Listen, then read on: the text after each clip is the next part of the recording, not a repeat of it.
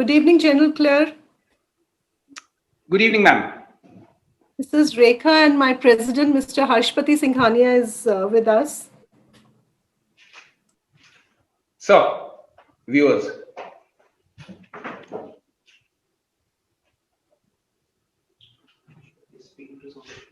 yeah, I can see. Good evening, Namaskar, General Kler.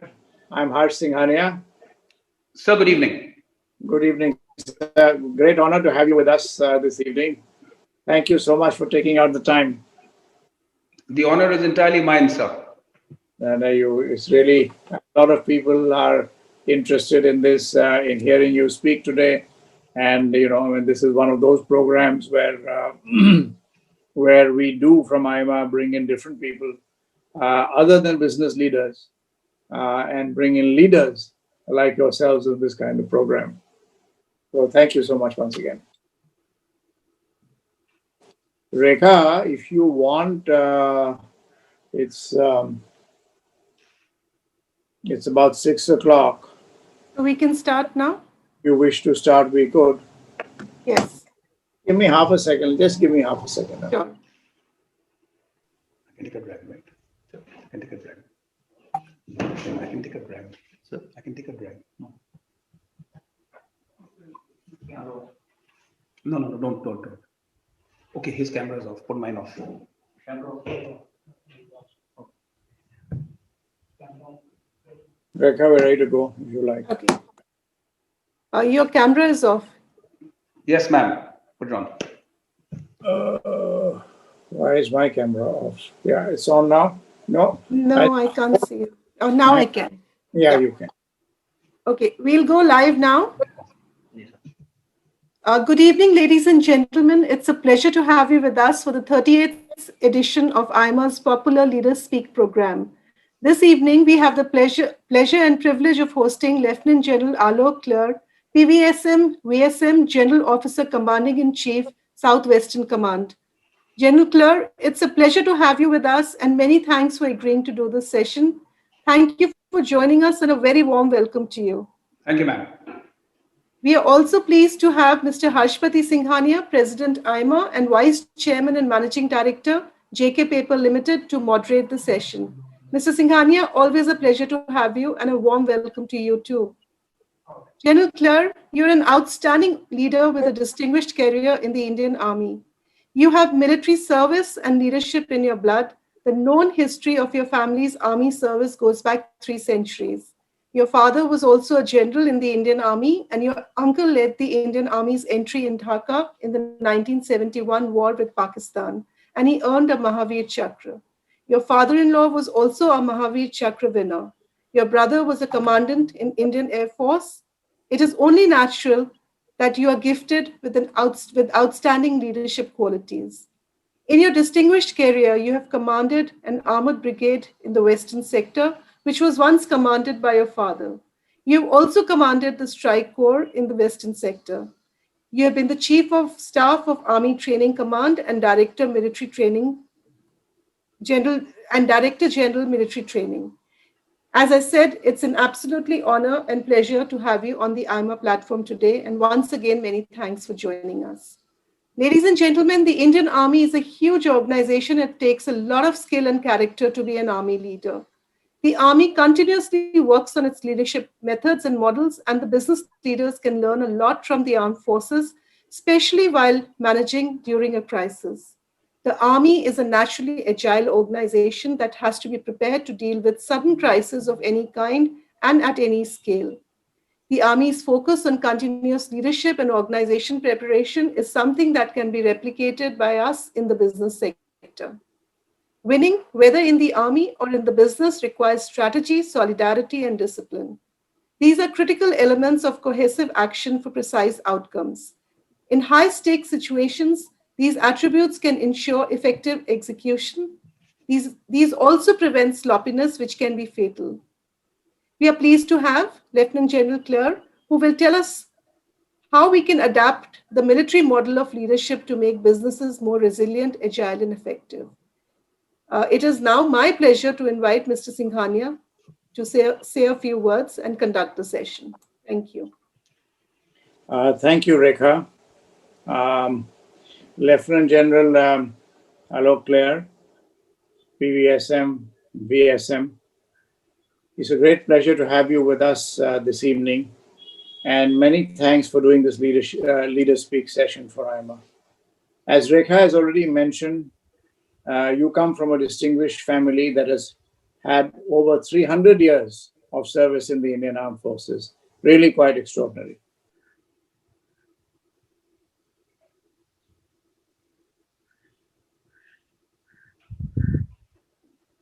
Mr. Singhania, you've gone on mute.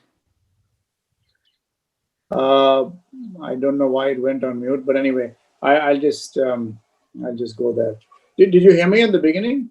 Yeah, you did. Okay. So, Lieutenant General, you come from a family that has had over 300 years of service in the Indian Armed Forces, which is quite extraordinary. But I had heard of another feat which is even more remarkable. And I was told that when you decided to take over command in Jaipur, you decided to cycle all the way there, while you could have gone in a plane or in a car. Well, that is really extraordinary, and that would really be a remarkable inspiration, particularly to our youngsters. A distinguished leader of the Indian Army and General of his Commanding-in-Chief of the Southwestern Command, you protect the most sensitive borders of our country, and you know how to run a critical organization. Though the corporate sector does not face the life and death situations in the same manner as an army does, but business leaders can learn important skills and attitude from army leaders such as you. There are some fundamental similarities in the task of leaders in both the military and in business. Both demand overcoming competition, building competitive advantage continuously, and ensure that the organization survives any conflict or crisis. Both the military and business leaders have to provide clarity of purpose to the organization, devise winning strategies, and motivate people to accomplish chosen mission. Leaders in both the military and business need to earn the trust of their troops to get things done.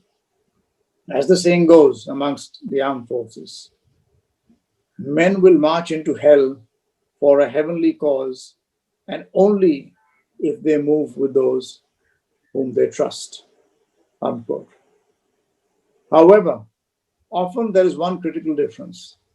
In the army, there is much greater emphasis on discipline, decisiveness, precision, and accountability.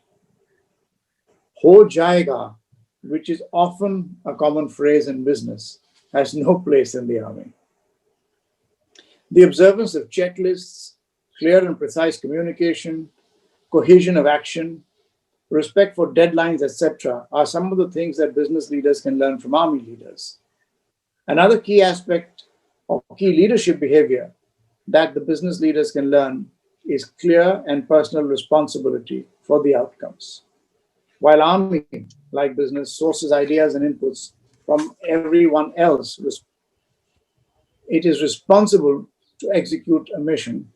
It has much greater emphasis on the accountability of the leader. Here, General, I can speak from personal experience, as we in our group have had the pleasure of having 3 brigadiers who retired from the army work with us with distinction and great success. Ladies and gentlemen, the most important thing business can learn from the army is that leadership is a product of continuous and deliberate training. In the army, there's no inherited leadership. Every officer at the level of the hierarchy has to be trained to lead. That is something that business can learn from the army and build their leadership pipeline instead of relying on simply individual genius. Once again, ladies and gentlemen, we are delighted that we have Lieutenant General Kler with us this evening. And we can learn and improve by following some of the better leadership practices in the army. It is now my pleasure to invite you, Lieutenant General, to deliver your remarks. Thank you very much. Thank you, Mr. Singhania, and thank you, Rekha. With that introduction, you put a kind of a burden on me, and I think my first mission for this evening is to make good the trust reposed in me for this address. The topic which has been selected for me to speak on is the military model of leadership, winning with strategy, solidarity, and discipline. I must admit it was a bit of a googly for me. Reason being that there are paeans and tomes written on strategy, virtually nothing written on solidarity, and discipline in any case is supposed to be inherent in each and every soldier and officer of the Indian Army. So putting these three topics together and bringing them within the folds of military leadership has been a bit of a challenge. I've drawn upon my experience of 40 years. I've borrowed from some historians, and I have prepared a small address of about 25 minutes to put this all into perspective. So I'm going to start with a small story to warm everybody up, to warm all the viewers up. So I'm going to take you back 2,500 years to the 5th century BC, to the courtyard of His Majesty Helu of the Wu dynasty in China. This is a city which exists even today. It's called Suzhou. It's on the eastern coast. And you have this famous general, historian, strategist at that time in 5th century BC, just a soldier called Sun Tzu. And Sun Tzu finds himself standing in front of 180 women in a parade ground. Now, how this comes about is that the emperor has read the treatise which has been written by Sun Tzu, 13 chapters on the art of war, which are famous and applicable even today and referred by most military historians and generals even today. After having read that, the emperor asks Sun Tzu, will you be a general? Will you command my troops? Sun Tzu replies in the affirmative. Thereafter, the emperor asks him on a whim, will you command women? And Sun Tzu says yes. So he hands over 180 concubines of his just to see what Sun Tzu would do. And Sun Tzu has these ladies in a parade ground divided into two companies, and he appoints the king's favorite concubines as leaders. Now, in the story that I'm going to tell you, there are 4 inclement lessons, and I'll point them out to you. Sun Tzu begins by explaining to them the basics of military drill, which is left turn, right turn, about turn, eyes front, eyes right. And he asks them, have you understood? They all say yes. He commences to give them an order and he says, right turn, and they all burst into laughter and giggles, as is the wont. Sun Tzu proclaims, if the orders given by a general or a leader are not understood by the troops, the fault lies with the general. That's the first lesson. Thereafter, he commences to explain the whole thing to them again, asks them if they've understood. They all reply that they have. He gives them the second order, right turn, and again, they burst out into giggles and laughter. Sun Tzu says, the orders passed by a general, the instructions passed by a general, if they are clear to the troops and they are disobeyed, the fault lies with the officers. That's the second lesson. And promptly, he orders the beheading of the 2 concubines leading these 2 companies. King Helu gets worried and he immediately intercedes and says, please stop this, they will not be beheaded. Sun Tzu replies, the king has given me a commission as a general to command his troops.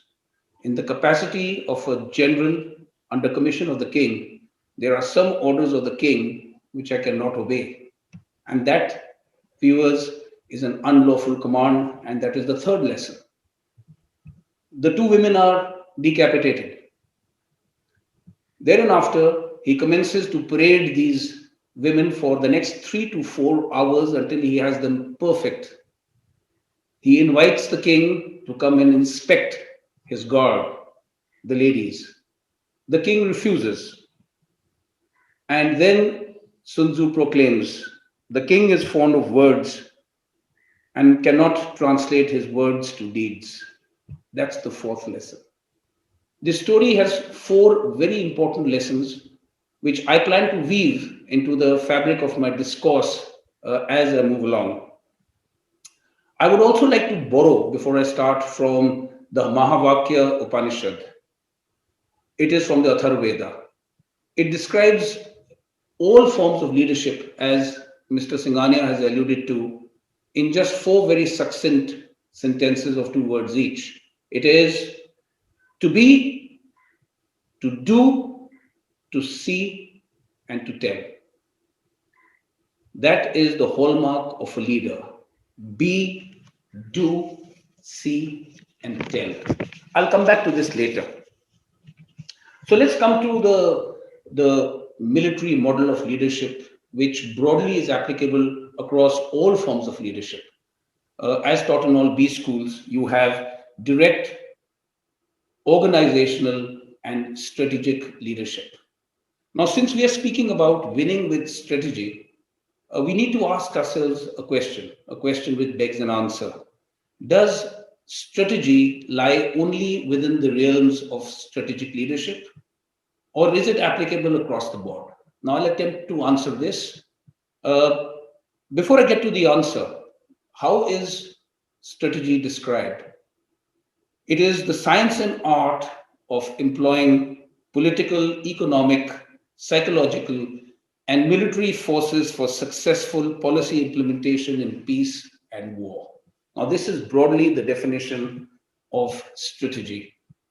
When it comes to military strategy, it is a science and art again, exercised to meet the enemy in combat at an advantage.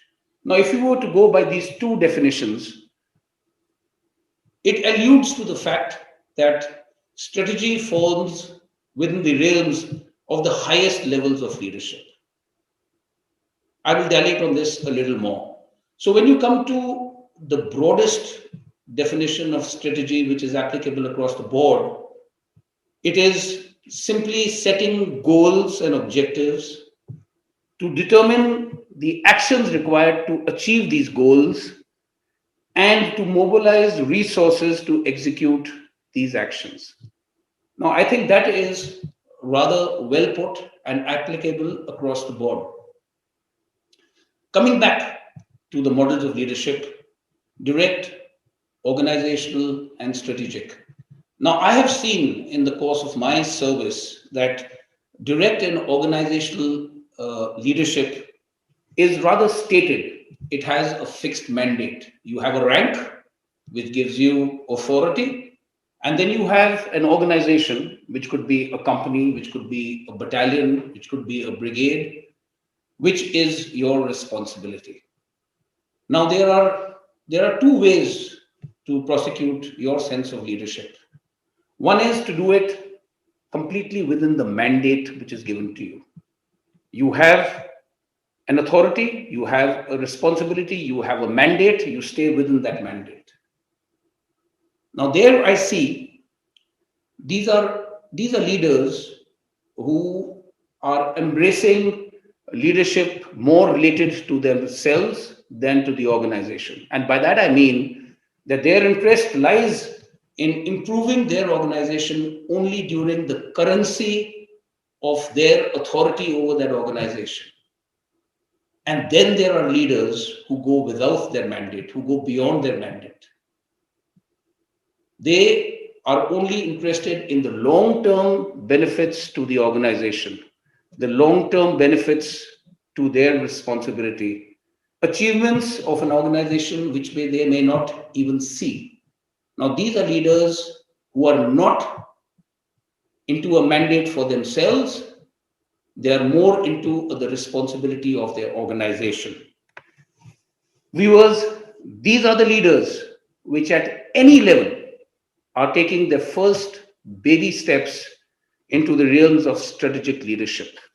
They are going beyond their horizon, that horizon which is part of their authority and responsibility. And as they climb the ladder in any organization, whether it is military or business or industry, the horizon becomes more and more distant. Their vision becomes longer and broader. So having spoken about these three levels of leadership, I am of the belief that strategic leadership is actually applicable to any and every level where you are thinking beyond the goals and achievements of your organization. You're thinking of your organization, making it better in a long-term perspective.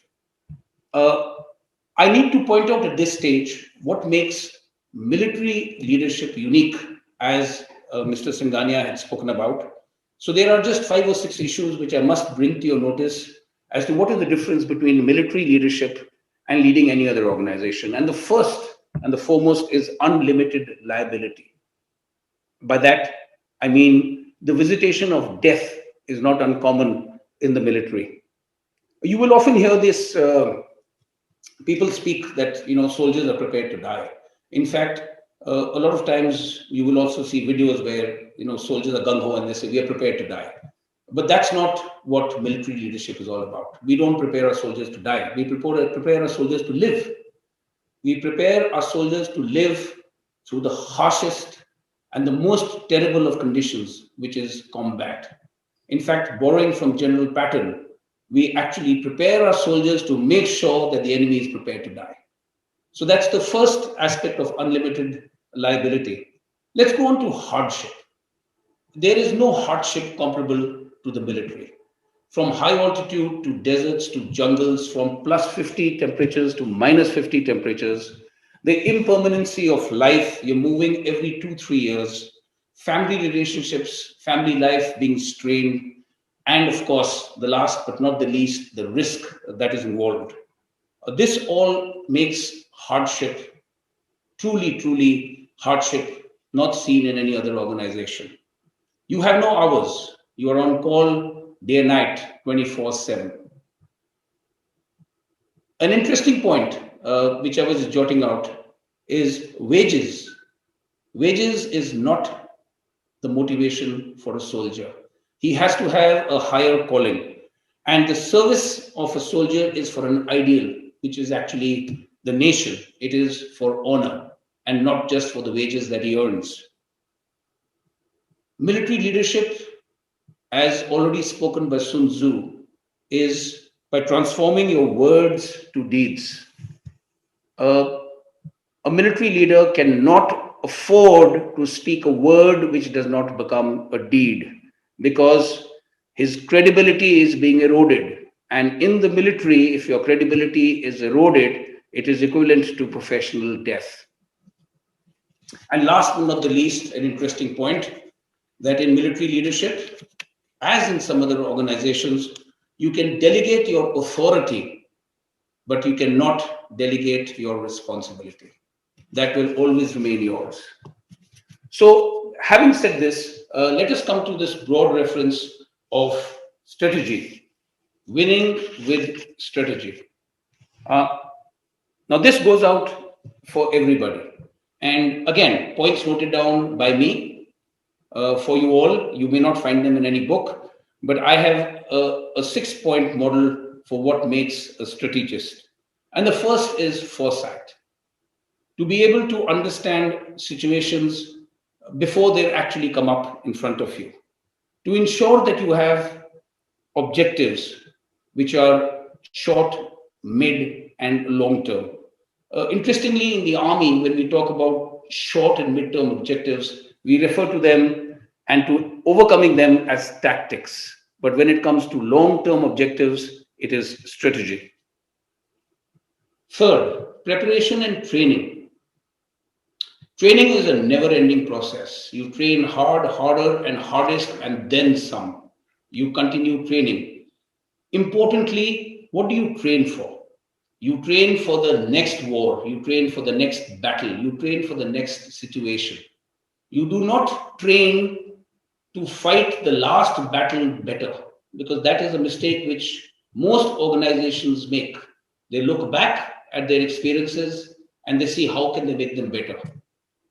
The actual way to look at it is what is going to come up to you, keeping in mind all the changes that have been made in the environment around you, having the foresight to be able to crystal gaze and see what is going to come up in front of you and how to overcome it. Decisiveness, that is the fourth point. Decisiveness is extremely important. Timely decision making is vital for every organization. In the army, we have an adage. What are the three types of decisions that you can take? The best is a good decision. The next is a bad decision. The worst is no decision. Because when you take a bad decision, at least you set things in motion and mid-course corrections can be made and you can divert resource, time and material towards a good decision. No decision is the last thing which a leader should be doing. Ruthless pursuit of your objectives, the fifth, needs no elaboration. The last is you have to be magnanimous in victory. You have to be magnanimous in achieving your goal, and in defeat, when you do not achieve your objective, you have to be absolutely resolute. You cannot just accept defeat. You cannot just roll over and die. There have been many, many instances in the history of warfare where a large number of battles have been lost, but the war has been won. The Second World War is one of the best examples that I can quote. So let's now come to the next two parts of the topic that have been given to me, solidarity and discipline.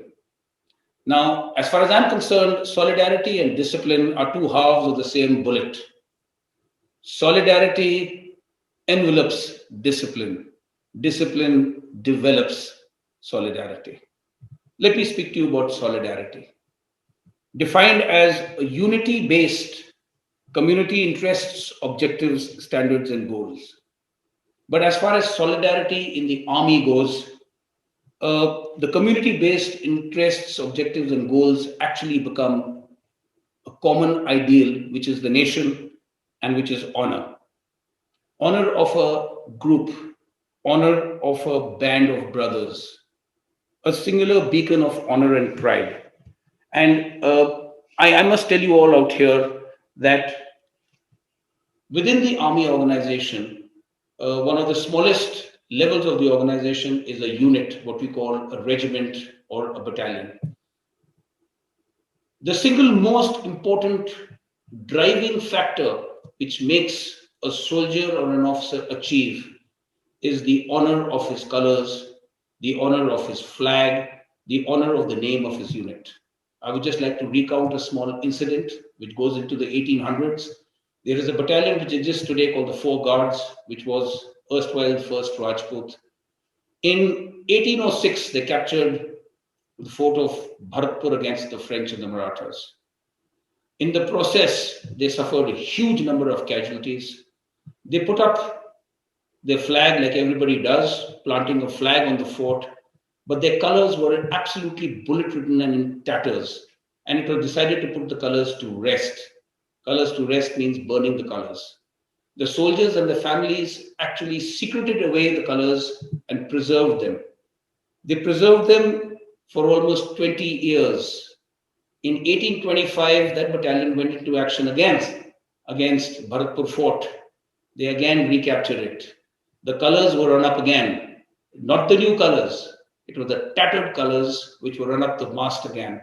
And that defines the pride which a unit has in its insignia and its colors. I just thought I'd give you an interesting anecdote about where pride comes from in the military.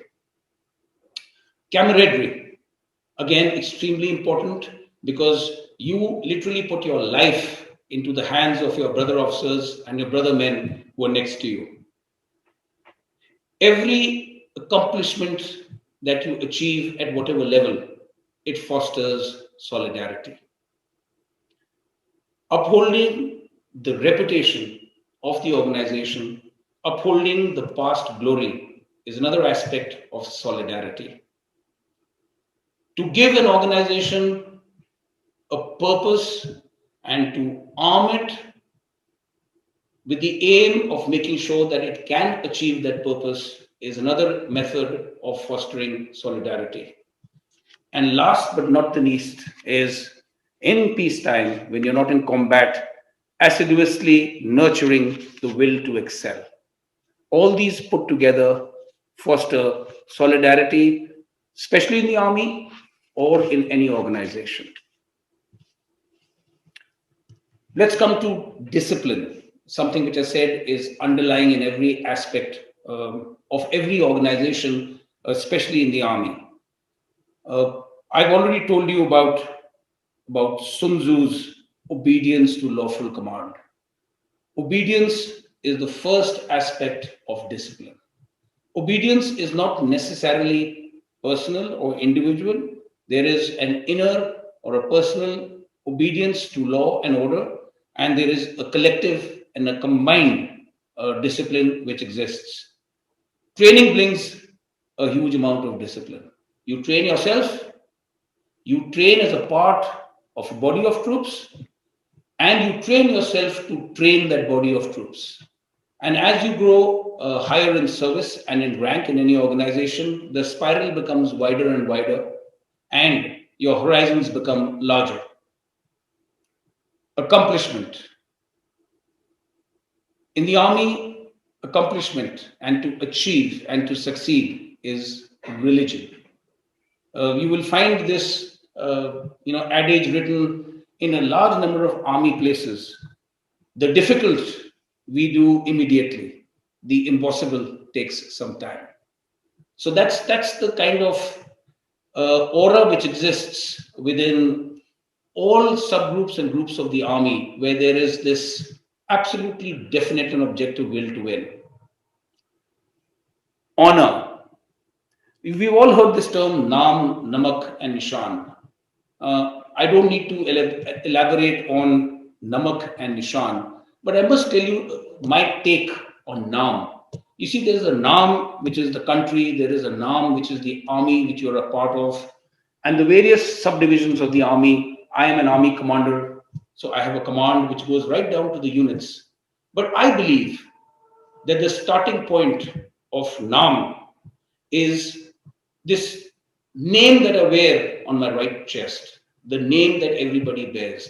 If you honor yourself, if you take pride in doing what you do well, everything else will fall in place. So much for discipline. Strategy, solidarity, and discipline are all fallouts of good leadership. Now, there is a very interesting universal structure of good leaders, where it says, leadership is idealism in action. I think that's an absolutely wonderful quote which sums it up. Leadership is idealism in action. It goes on to state, when we study outstanding leaders who have done good to mankind, nation, community, or an organization, they are dissimilar in all shapes and hues of character. Some are flamboyant, some scholarly, artistic, ascetic, some are gregarious, some are reclusive. But there is a common thread. The common thread is their to be component. The to be component is very strong. I go back to the Mahavakya which I spoke about, to be, to do, to see, to tell. The common thread amongst all these personalities is a very strong to be component. People of character are propelled by an ideal or a vision. Now, all this that I've said, starting from the universal structure of good leaders to the to be component, very interestingly for you all viewers, has been written by Sai Baba himself. Now, having said all this and having tried to put together this topic of the military model of leadership, winning with strategy, solidarity, and discipline, I'd like to end with a very, very interesting quote for a leader. Before it is an honor, leadership is trust. Before a call to glory, It is a call to service. And before all else, forever and always, leadership is the willing to serve. Thank you. Outstanding, Lieutenant General Kler. Outstanding. We salute you for what you have said and for your absolute clarity and passion. It shows in what that it shows that you believe in what you're saying, and you are not saying this because you've been invited to AIMA to give a talk. Well, honestly, we salute you, Lieutenant General. Really, really fantastic. If you have time, we will take a few questions, which is also the way we do this. But before you say you go there, I mean, there were several aspects which I'm sure echoed in most business leaders' minds, and brought back many things that we sometimes forget in the hurly-burly of doing work. But many things that you said, you quoted General Patton in terms of defeating the enemy. Of course, he used a little more colorful language. Yes, he did. But I tell you, one again, personalizing. I was much younger. Of course, I had started working when some of these brigadiers were around with us. But I remember one of them mentioned exactly what you said. Authority can be delegated, but never responsibility. And I still remember this. So it comes right from the core of your discipline, your thinking, your ethos. And also one other lesson which I learned from them. I remember I had come for training, and pardon me if I'm being personal, but it really brings this thought back. And this person said that, look, young man, have the courage to take decisions. For a moment, I didn't understand what that meant, but then I understood. He explained that, look, if you're not going to take a decision, that's going to be the worst thing for the organization. So for heaven's sake, have the courage. And you talked of all of this, but enough said about what So these are some of the things which sort of struck a chord immediately amongst a whole lot of others. Sir, we have some questions from people, and we have Dr. Sanjay Bahal who's asked a question, and I will take the liberty of asking the questions. We have many on the chat board. Say that how can we nurture excellence in leadership in education institutions in our country? If you would like, I can give you 2 or 3 questions at a time, but if you prefer to answer them sequentially, I'm happy to do so. Whatever you prefer, General. You can shoot 2 or 3, sir. Okay. So this is one. The second one is, how can the Army's hierarchy be replicated in business? You alluded to it differently, but and we all learn a lot about the flat organization nowadays, less hierarchical in business. But are there, to your mind, what are the merits, demerits over there? And I will put one more. What kind of transformation is required for business leaders for this new world of work as we see it post-pandemic? So I'll pause here for the moment and allow you to gather your thoughts around these. Thank you.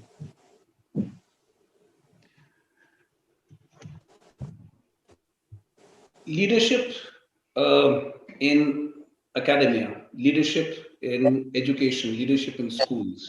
Now that's a really interesting subject, because we deal with a large amount of schools which are part of our army, which are called Army Public Schools, and we're trying to instill all these aspects of leadership amongst the students. So the point which comes about is that when it comes to students and when it comes to education, unfortunately for us, it is just excellence is through marks, and marks alone count to what is a good student and what is a not so good student.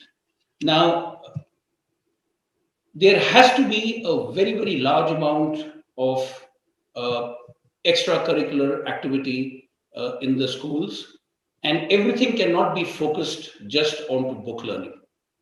So while you have bright students, you will find that there are some students who are at the mid or the lower level who show uh, great signs of being able to lead the group in the direction that they want, whereas you have good students who possibly, because of the kind of character qualities that they have, can be more reclusive. So it is the ability of the institution and the teachers to be able to see these signs and be able to nurture students who show these signs of leadership at an early stage. So the point I'm trying to make is that we should not be looking at academics purely from the marks point of view, but we should be looking at the overall personality of students and nurturing these qualities as and when we see them. How do we introduce the army hierarchy in business? Now that's a tough one. I actually don't think that the purely hierarchical structure that exists in the army can really work in business. Reason being that the army hierarchical structure is built in a manner that within the lawful command, there is no saying no. We've all heard of the famous story of the charge of the Light Brigade, the British Light Cavalry, during the Crimean War, the Battle of Balaclava, where they were ordered to actually charge a battery, and they did. And from there came that famous poem, The Charge of the Light Brigade. So, ours is not to question why, ours is but to do and die. Now, that kind of a philosophy, and that kind of a hierarchical structure is difficult to replicate in any business organization. But what is definitely possible is to bring in the kind of ethos which runs through the army organization, and that is the pride in your organization, the pride in achievement, small teams being given objectives, small teams being given recognition, small team leaders being recognized and being given greater responsibility, which in a manner of speaking is happening today. However, I believe that the kind of stakes that every soldier has in the achievement of his organization and his army is the structure which actually needs to be replicated in a manner in business. I am a little in the deep end out here about talking about an army hierarchy in business, but I've tried to figure it out in the best way that I can. The third question was about transformation for business leaders. Could you repeat the third question, please, Mr. Singhania? Sir, it was about what do you think is the kind of transformation that is required for business leaders in the new world of work? I mean, can we draw things from your thinking right. and looking at things from leadership in the army? All right. So the biggest difference which I can see in the new dispensation of working vis-a-vis what is with the army is in the new system of working, there is a complete, in a manner of speaking, the structures have all overlapped with the huge infotech revolution coming in, with the capability of having, forget paperless offices, but officeless offices, where responsibilities, goals, objectives are actually available to you at the click of a button, and not necessarily seen basically on ground. There is possibly a requirement of a reverse osmosis at some stage. And by that I mean that the new way of doing business will possibly have to be incorporated very soon by the army.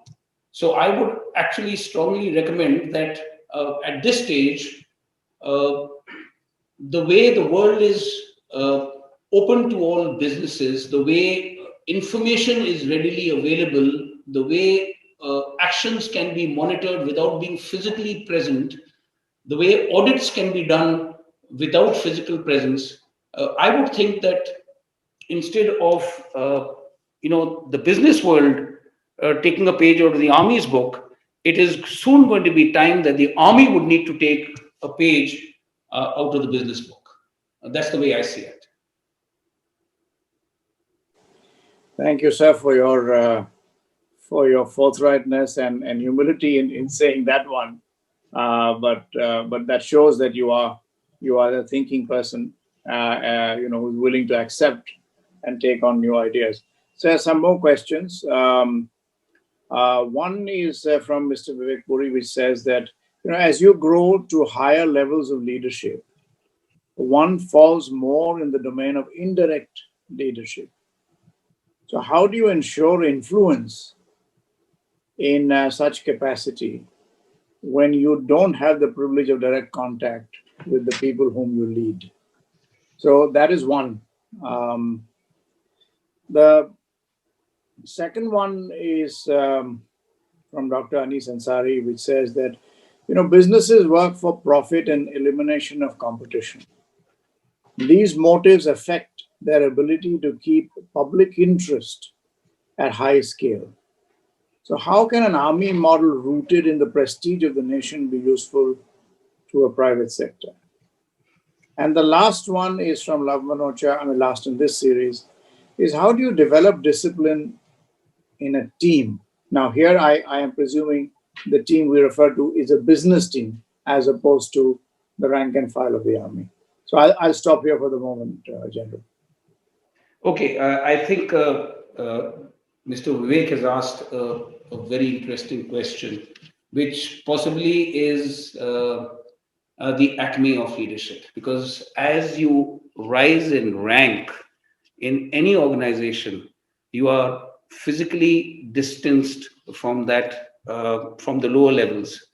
However, whatever you do influences right down to the lowest level. So how do you maintain that contact?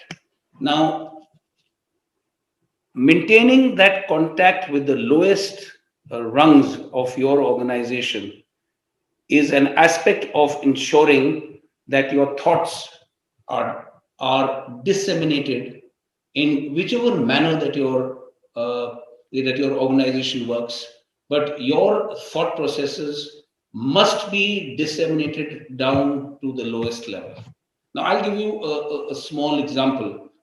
When I took a command of Southwestern Command, on the 1st of January last year, on the 1st of January last year, I wrote a letter to each and every commanding officer of my command. It was a 5-page letter, which I signed, and I signed something close to 200 such letters to all my commanding officers, telling them as to how business would be prosecuted during my tenure as the Southwestern Army Commander. Now, you have to ensure that your thought processes go down to the lowest level. But more important than that, you have to ensure that there is an absolutely rigid and absolutely fail-safe system of feedback. And that system of feedback can be institutional, it can be extra-institutional, where you allow access, what you call a skip level access in business jargon, to the people from the lower rungs to address their feedback to you directly so that you can close the loop. So you have two methods of feedback, which is institutional and it is extra institutional. And then you ensure,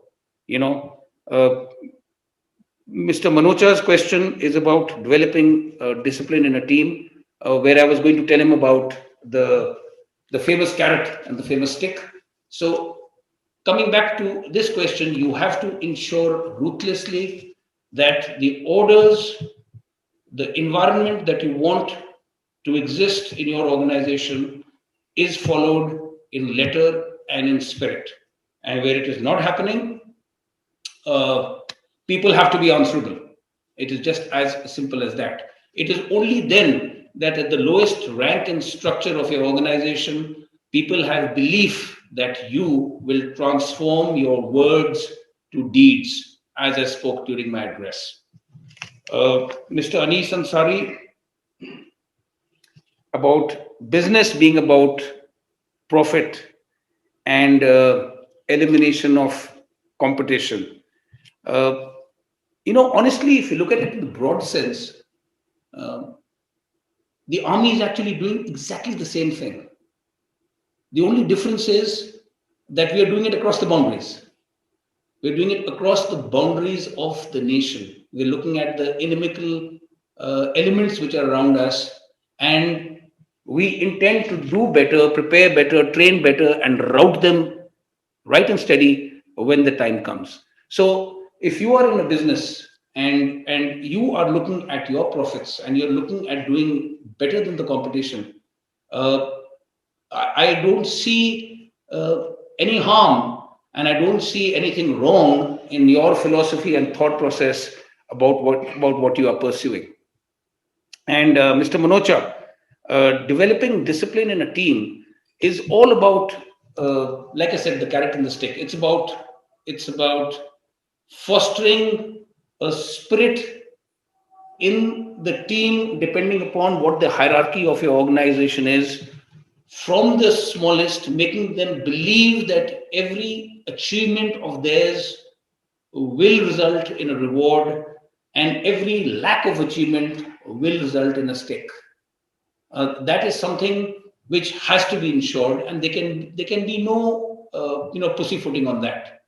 Uh, and discipline from the smallest manner to the time that you enter to the time that you exit, the productive work that you put in, the audits that you do, uh, uh, they all foster a sense of discipline. And once there is a routine that is established, uh, discipline of an individual, discipline of a group automatically kicks in.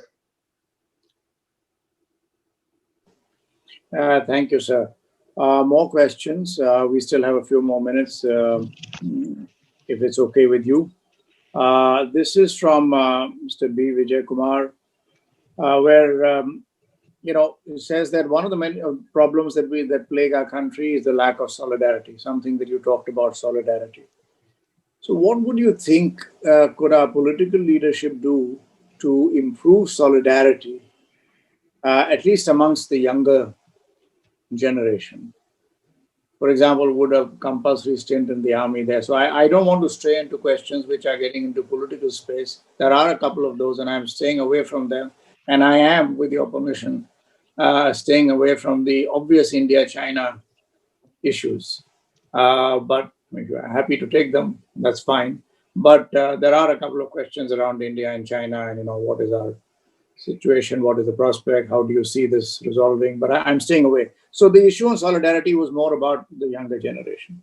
But if I bring in one more aspect of another question from a couple of people and try and combine it, one is from actually Colonel Vilas Gulati, retired, and also one from R.K. Chandra, which is really talking about leadership in the age of digitization. And also coupled with that is the question about saying that in a virtual world, it is difficult to sort of ensure discipline, if you will. And so how do our youth, get into a situation where they are seen to be increasingly demanding without willing to take on, what should I say, equivalent responsibility? So I'll keep it to these two or three for the moment. Okay, let's take Vijay's question first. Though I am treading on proverbial quicksand out here, since we are talking about lack of solidarity and talking about the political leadership. All I want to say to you is this apparent lack of solidarity, which is being spoken about. Interestingly so, uh, in the army, we have this very interesting adage which says professional dissent is not mutiny. And we encourage professional dissent. So when you're in the process of formulating your ideas and formulating your plans, professional dissent is something which is welcome. Now, it may at that stage, when I compare it to the decision-making processes which exist in states and in governments, before a decision is taken and before the axe falls, all views from all ends of the spectrum have to be taken. Now, that is not deemed to be lack of solidarity. That is the thought process of an individual, the thought process of a group, whichever it may be, which, given the circumstances, believes that the best way of prosecuting business is the way they are saying it. But then there has to be a decision taken in the larger interest of the organization, which has to be ensured that it is for the larger good and the common good. And I can assure you that even in the army, there are decisions taken which do not result in the common good of the entire organization. But once your opinion is spoken and once your opinion is heard, and after that a decision comes in, then the decision has to be treated like your own. So it is that aspect of the army's functioning which actually needs to be borrowed by the nation. And let me tell you this. There may be an apparent lack of solidarity, as you say, which exists. But when it comes to the most adverse of situations, and especially when a nation goes to war, I assure you, we have seen it on 5 or 6 number of occasions in our own country itself. There is no lack of solidarity. The nation comes together. I'll leave it at that. Colonel Gulati's question, leadership in this time of digitization. In this virtual world, it is difficult to enforce discipline. The virtual world actually eschews every principle of discipline which we initially thought was the right method of being disciplined, starting from your attire to your timing to your attendance to you name it, which was the very, very visible aspects of discipline. They do not exist in the digitized world. And why would we want to instill those kind of that garb of discipline in the digitized world today? As we are concerned, the more digitized the world is getting, the more is the freedom of action, the more are we releasing ourselves from all these physical shackles that we had put upon ourselves, which were actually seen as manifestations of discipline. So the point I'm actually trying to make is that we should actually move away from what we look at physical manifestation of discipline, and what we should only be looking at is achievement and result and how it is achieved. And the balance, as long as an organization is functioning, as long as it is achieving its goals, we should not be overtly concerned about the other specifics which we think from our good old days were discipline. So we have to actually free our minds and get used to this new method of functioning. And like I said, uh, in certain parts of the organization which are very, very technical in nature in the army, this will manifest itself in the army also in some time. It is most likely to happen. And I would think that in a manner of speaking, I've answered the third question also, about the youth being extremely demanding and not wanting to take on equivalent responsibility. I really don't understand. Uh, once once a charter is given to an organization and a charter is given to an individual, after a transaction is done and after an agreement has been reached, I don't think that there is any way that there can be anybody more demanding and not yet wanting to take responsibility. So the point I'm trying to make is that we have to rethink the manner in which we entrust responsibility. We have to ensure that the responsibility given to an individual of a group is realized by them. At the same time, freeing ourselves from the kind of authority which we were actually used to imposing on that group to ensure that it achieves its objectives. That's the best way that I can put it. Thank you, General, on that note. And since you talked about discipline, and we know about this, it is 7 o'clock, and I dare not transgress the Army's discipline in bringing you back. Ladies and gentlemen, there were more questions, and Lieutenant General, there were more questions, but we obviously can't fulfill all of them. But you'd be happy to know that if you had an opportunity, which I suppose you didn't, to look at the chat box, first of all, we've had several more questions and several people really appreciating what you've spoken about this evening. We've had several hundreds of viewers today, directly and through YouTube and a whole bunch of other Facebook, etc., which shows the keen interest in listening to you. And if I could say, listening to you has certainly not just reignited but inspired me. And I can see that you like to play things off the front foot, so you haven't ducked anything, even if it may have been, and you have been humble enough, which is a great sign of leadership, to say that, look, this is one area where I think we in the Army can learn. So which is not so easy for somebody to say.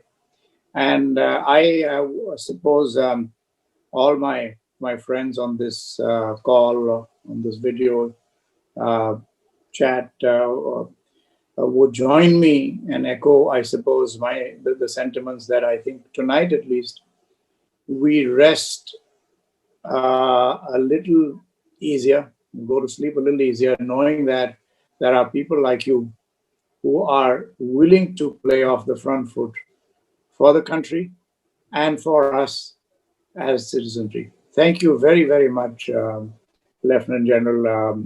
And I'll hand this back to Rekha. And now, off the record, on a personal note, I was speaking to one of your predecessors, Lieutenant General Arun Sani, who was earlier in the same command, and he was telling me he knows you, etc., etc. And he's been working with us on a couple of things. I was just there. Rekha, can I hand it over to you? And really fantastic session, sir, and thank you so much. Thank you so much for this wonderful session. I think Mr. Singhania has really covered what everybody is feeling, because if you look at the chat box, I've never really seen so many wonderful comments for speakers. So thank you for joining us on the AIMA platform. It's been a pleasure to have you. And I hope we will continue being in touch. AIMA works closely with the Defense Forces. As you know, we also work with the Defense College in Hyderabad. And we have worked with Clause in the past to bring conferences and seminars to our members, because we firmly believe that we do have a lot to learn from the Indian Army. There's no better manager, so to say, than the Indian Army. And as a management organization, I think there are a lot of learnings for AIMA in working closely with the Army. So thank you, General. Thank you very much once again. And I speak on behalf of all my members who have had a wonderful session today. And I hope we have the pleasure of hosting you again in the near future. So good evening, everyone, and thank you. Thank you, Rekha. Thank you, Mr. Singhania. Thank you, viewers. An absolute honor being out here amongst you all. Thank you.